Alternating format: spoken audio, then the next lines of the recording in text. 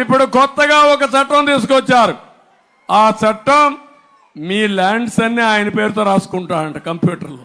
మళ్ళా మీకు ఒకవేళ కానీ మీకు తెలియకపోయింది, మీరు కానీ 90 రోజుల్లో గుర్తుపట్టలేకపోతే రికార్డు మార్చేసి ఉంటే ఇంకా మీ మెడ మీద కత్తే, ఆ భూమి మీకు లేదు.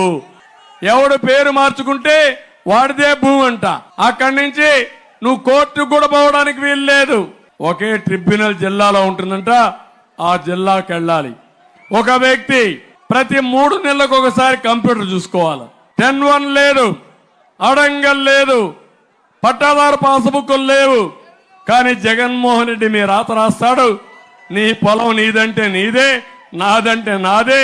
ఒకప్పుడు నిజాం రాసేవాడు, ప్రతి ఒక్కరి పొలాన్ని దానం చేసేవాడు. ముందు నీకు ఇచ్చేవాడు, ఇంకొకరికి ఇచ్చేవాడు, మళ్ళా ఇంకొకరికి ఇచ్చేవాడు. ముగ్గురు కలిసి కొట్టుకునేవాళ్ళు. అసలు భూమి ఉందో ఎవరికి తెలియదు. ఈ రోజు ఈ రాష్ట్రంలో అదే పరిస్థితి. మీ పొలం మీ దగ్గర లేదు. మొన్ననే మీరు చూశారు, మీ పొలం మీ పట్టాదారు పాస్ పుస్తకం దానిపైన బొమ్మెవరిది అంటే వాళ్ళ తాత మీకు ఇచ్చాడా? వాళ్ళ నాయన ఇచ్చాడా? మీకు మీ నాన్న ఇచ్చాడు. వేసుకుంటే మీ నాన్న ఫోటో వేసుకోవాలా? అవునా కదా తమ్ముళ్ళు? అంటే ఒక మనిషి ఉన్మాదం ఎంతవరకు వెళ్తుందంటే కడాన మీ భూమిని కూడా మీ పట్టాదారు పాస్ పుస్తకం మీద బలవంతంగా